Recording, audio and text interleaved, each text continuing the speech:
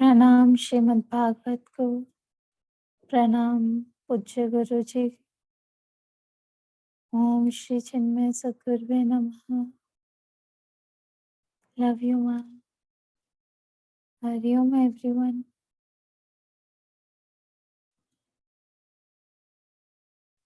हरिओम।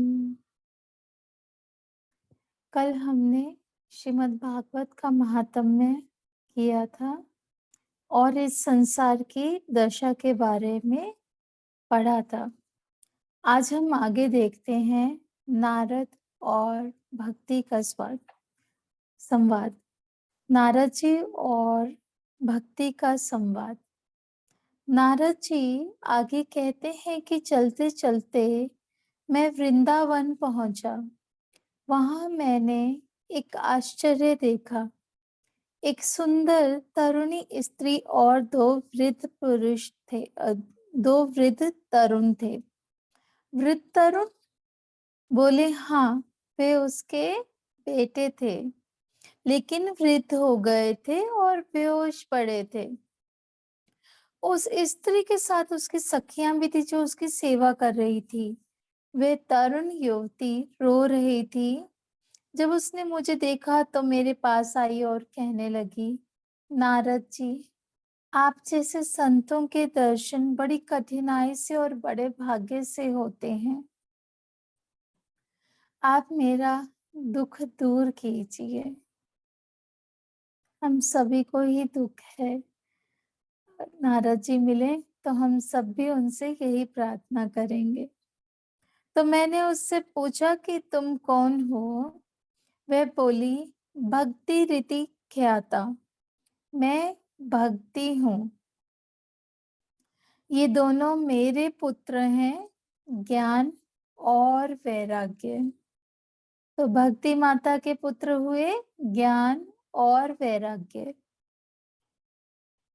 और जो उनकी सखियां जो उनकी सेवा कर रही थी, उनके बारे में उन्होंने बताया। और ये स्त्रियां गंगा, यमुना, कावेरी आदि नदियां हैं, मेरी सेवा में लगी हैं, परंतु मैं बहुत दुखी हूँ। मेरा जन्म द्रविड़ देश में हुआ। कर्नाटक में मेरी वृद्धि हुई। महाराष्ट्र में थोड़ी और बड़ी हुई और गुजरात में जाकर क्षीण हो गई। इसका अर्थ यह हुआ कि भक्ति गुजरात में नहीं है। गुजरात के लोगों ने इसको अच्छे भाव से लिया है। बोले, हमारे यहाँ भक्ति नहीं है तो हमें भक्ति करने की ज्यादा आवश्यकता है। इसलिए भागवत का प्रचार भी गुजरात में ज्यादा है। तो भक्ति माता कहती है, वहां मैं जर्जर हो गई, बूढ़ी हो गई और मेरे बेटे भी बूढ़े हो गए। वृंदावन में आकर मैं युवा तो हो गई, परंतु ये दोनों बूढ़े ही बने हुए हैं। कैसे विचित्र बात है कि माता तो युवा हो और बेटे बूढ़े हो गए हों। देखो, जगत में जब ज्ञान, भक्ति, वैराग्य को कोई पूछने वाला ना रहे तो वे बूढ़े ही हो गए हैं कि नहीं। अभी जो हम दूरदर्शन ही करते बैठे रहते हैं तो राम दर्शन, कृष्ण दर्शन कहाँ से होगा? भगवत दर्शन कहाँ से होगा? क्योंकि आज टीवी, वीडियो की मांग, बिक्री ही ज्यादा है। हमारे जो शास्त्र हैं, धर्म ग्रंथ हैं, वे आउट ऑफ प्रिंट अर्थात बूढ़े हो गए हैं। यहाँ पर ज्ञान, भक्ति, वैराग्य बूढ़े हो गए हैं, ऐसा कहने का तात्पर्य है कि उन्हें कोई पूछने वाला कोई नहीं है, उनका महत्व ही नहीं रहा।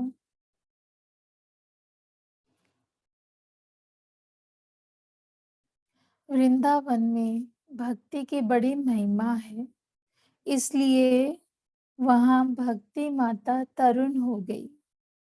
वृंदावन, गोकुल आदि के लोग भगवान श्री कृष्ण के सगुण रूप के उपासक हैं।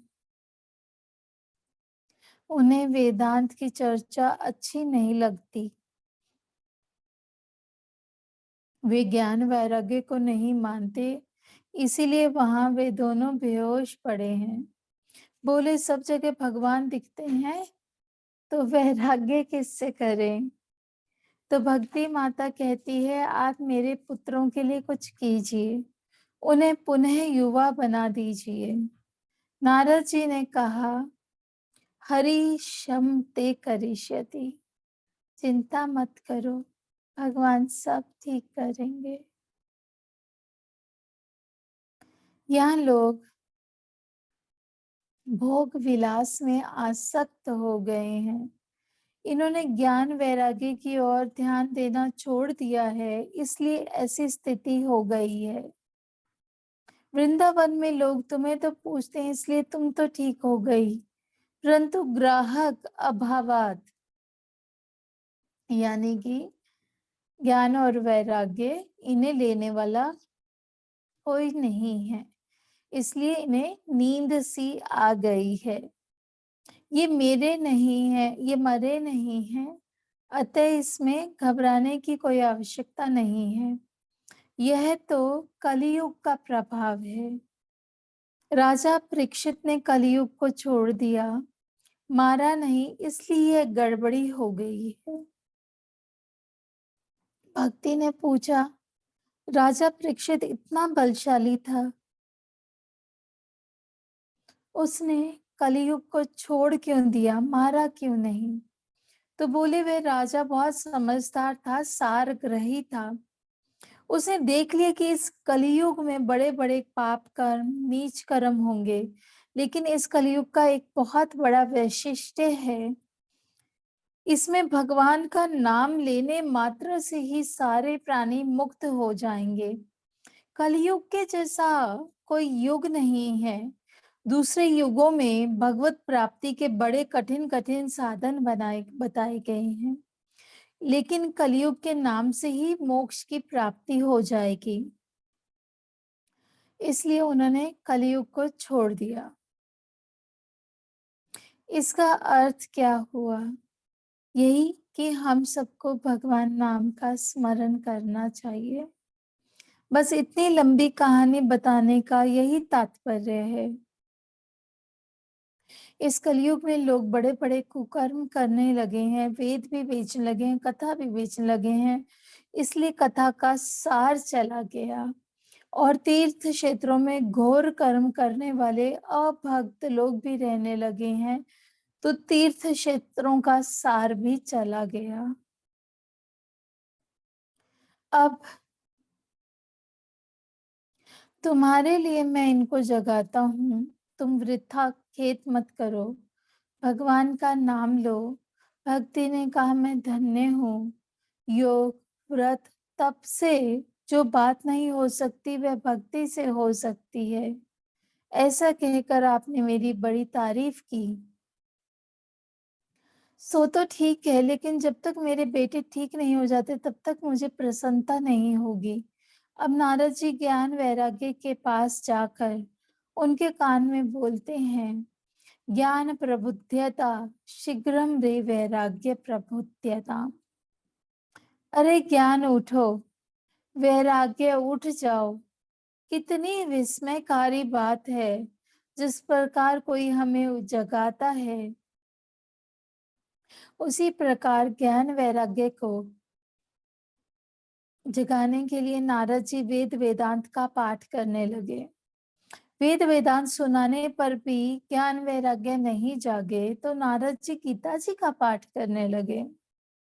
धर्म क्षेत्रे कुरुक्षेत्रे से लेकर मतिर्मम तक, अथ से लेकर इति तक, तो जृंभंतौ साल सावुभौ, ज्ञान वैराग्य थोड़ा जगकर फिर सो गए। भगवान नारद जी आश्चर्यचकित होकर कहने लगे, अहो निद्रा कथम याति, अरे कैसी निद्रा है, ये जागते ही नहीं। उसी समय आकाशवाणी हुई, नारद जी दुखी मत होइए, आपका कार्य सफल होगा। परंतु इसके लिए आपको एक सत्कर्म करना पड़ेगा। वह सत्कर्म क्या है, यह आपको ऋषियों से पता चलेगा।